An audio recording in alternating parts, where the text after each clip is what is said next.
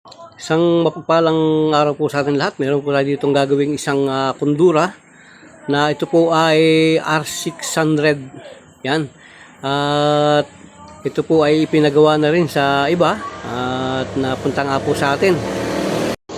At matapos nga po yung ating pagsusuri o pag-check up dito sa refrigerator na to, ay nakita natin ang problema nito ay compressor. Ayan. Bali nasunog yung kanyang compressor. So ang gagawin natin ay i-convert natin siya sa 134A. So yan po siya. R600. Yan.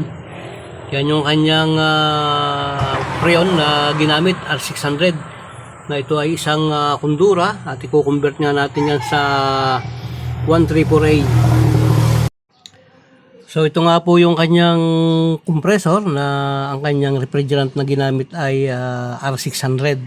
So kapag po tayo magko-convert ng mga ganitong compressor ng R600 at ililipat natin sa 134A ay kailangan ma-flashing natin mabuti yung kanyang tubing. So ito po ay na-flashing ko na lahat.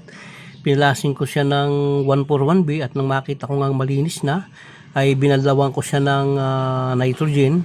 Pagkatapos, nung mabanlawan ko siya ng nitrogen ay pinadaanan ko siya ng 134A na refrigerant. At ngayon nga po ay atin uli siyang ipapainal ng flashing ng nitrogen. At pagkatapos ilalagay natin yung ating compressor na 134A. So tatanggalin ko na itong kanyang compressor. Ilalabas na natin siya.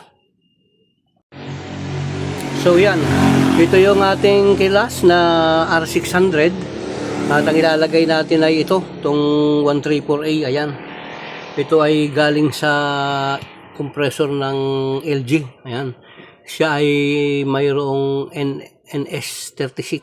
Ayan, ito naman ay WB52.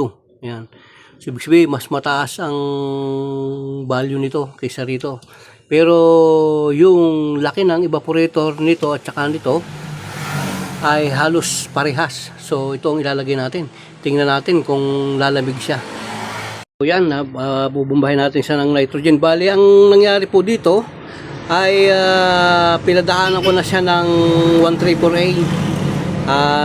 Hindi ko muna siya binumba. Pinabayaan ko muna siya dyan. At ngayon ko siya i-release pagkalipas nga ng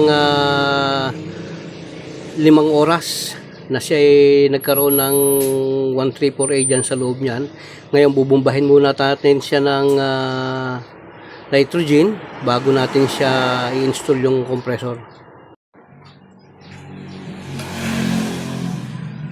Padaan natin siya ng nitrogen.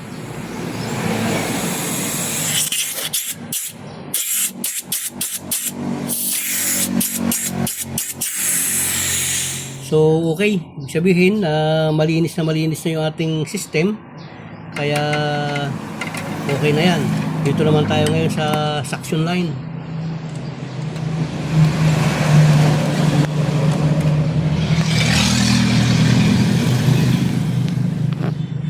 Yan, padaan natin siya dito sa lalabas sa capillary.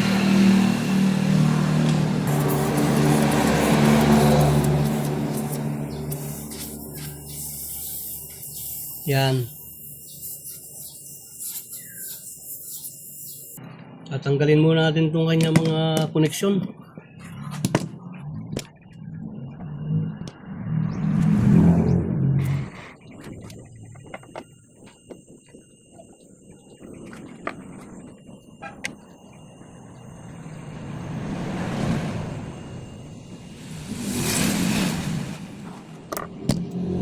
So palibhasa ng original ng LG ay meron siyang liquid receiver sa discharge line niya.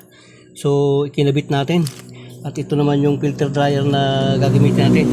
Kailangan magpapalitin tayo ng bagong filter dryer. Bali sa online ko lang in-order to. Ito, yung mga filter dryer na to. Ayan o. Naka sealed pa siya ng isa pa. May takip siya. So ikakabit natin siya dito. Bali, asimbulin na natin yung mga dapat na asimbulin dito sa labas para pag ipinasok natin yung ating compressor, hindi na tayo mahihirapan.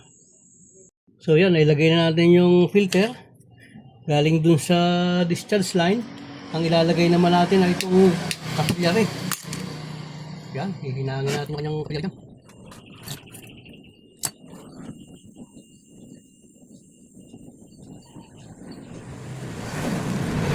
Sabay maglilik test tayo para habang hindi pa nakakabit yung ating compressor ay alam na natin na sureball yung trabaho natin. Lalagyan lang natin siya ng 100 PSI.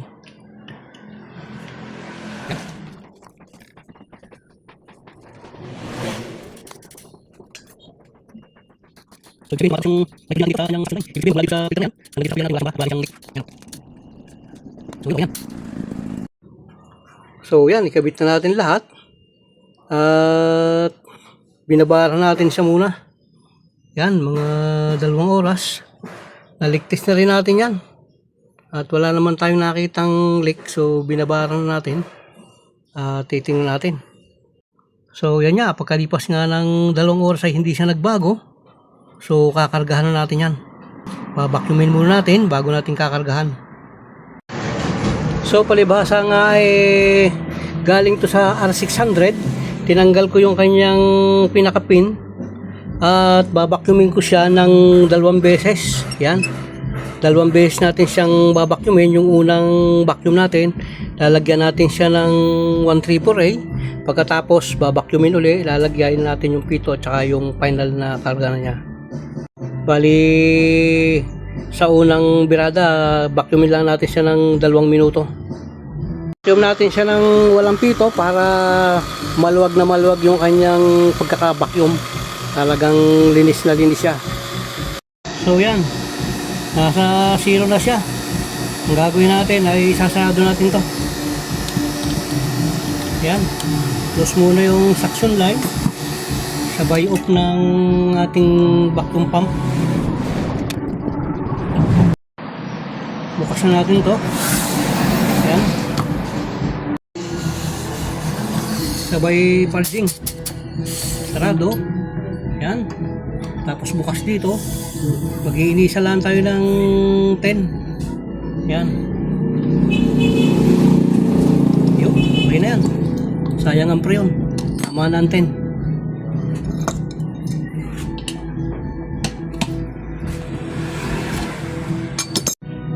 Sabay release dito. Yun, takip. Lagay yung ating pin. Yun. Sabay higpit.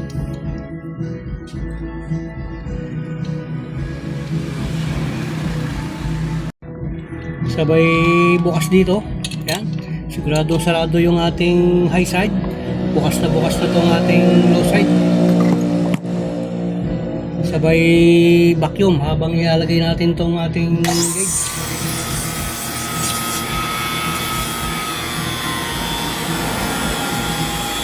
Ayun, oh. Bigyan natin siya ng 10 minutes na vacuum bago natin siya kargahan. Pagkatapos na ng 10 minuto, ayan na siya. So, sasarado natin tong ating suction line. Tayo magpo-proceed na ng pagkakarga.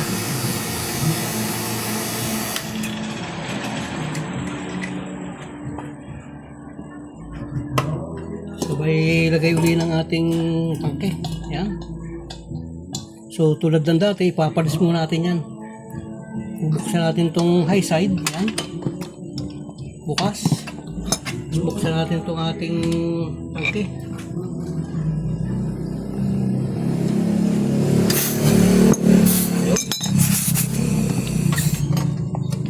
Sabay open dito.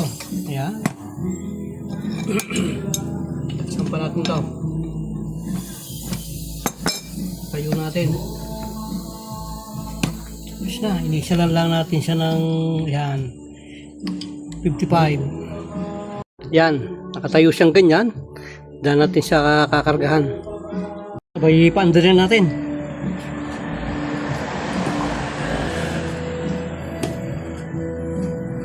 Yun. Yan natin siya ng initial na 10 PSI. Yan.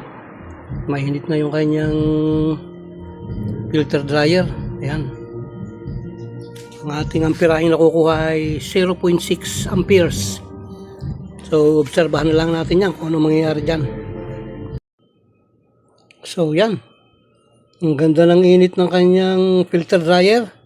At ang ating suction lan ay nasa positive 6. Positive 6, ayan. So, okay na yan. Tanggalin natin to. Yan. Sabay higpit na natin to. Yo.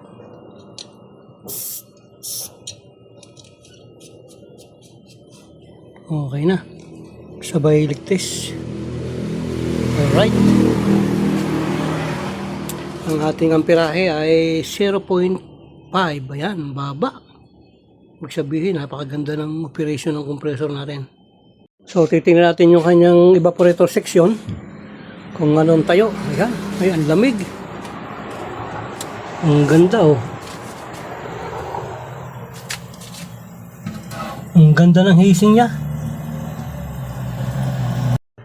Lagi nga natin sinasabi sa mga video natin na kapag ang ginagawa natin ay yung lagaslas ng kanyang evaporator ay parang tubig, ibig sabihin napakaganda ng lamig niyan. Kasi kapag yung preyon niyan ay sumasagit-sit, ibig sabihin malinis yung system natin. So yan, ginabi na tayo. Naglagay tayo ng ilaw. Titingnan natin yung ating ilagay na ice tubig kanina. Kung ano na ang status niya. Ayan. Yun. So, yun, kumapit na. Ang ganda na ito. So, titingnan natin yan bukas ng umaga kung napatigas niya. Pero ito, kumapit na itong lugar na to. Ito. Hindi natin, baka mabutas pa. So, bukas na lang. So, yan ang kanyang refrigerant. Ayan. R600. Ayan, oh. Ayan, yung lugar na yan. R600 yan nakalagay dyan. Ayan, oh. So, yan. Palibasa nga ay magdamag na yung dumaan. Kagigising lang natin at ito agad yung una nating tinignan. Tingnan natin kung ano nangyari dun sa inilagay natin kagabi. So, ayun. Tigas, oh. Pintog na pintog, eh, oh. Grabe nila, ayun, oh. Pintog na pintog yung tatlo. Yan. Sige, yun, okay na yan. I-off natin yung thermostat niya. Nag-automatic na siya. Ayun. So, okay na yan. Oh, ayan siya, oh. R600, yan. Medyo malabo. Ayan natin ang camera. Ayan. R600. Yan, yung kinonvert natin sa 134A. Kondura.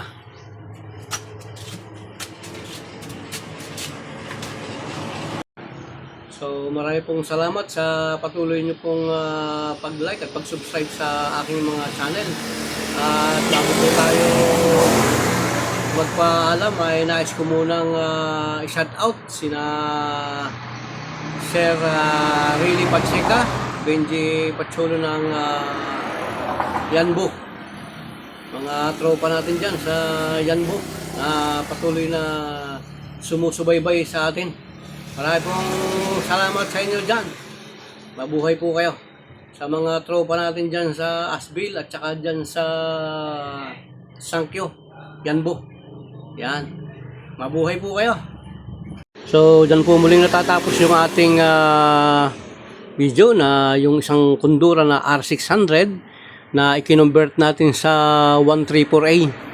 Yan. At naayos natin siya. So, marami pong salamat sa inyong pag-share at sa inyong pag-like at pag-subscribe sa akin. Doon naman sa mga hindi pa subscribe, paki-subscribe na rin po. Marami pong salamat at isang mapagpalang araw po sa atin lahat. Nawa po ang biyaya at pagpapala ng ating Panginoon ay sumatin lahat. Marami pong salamat. God bless po.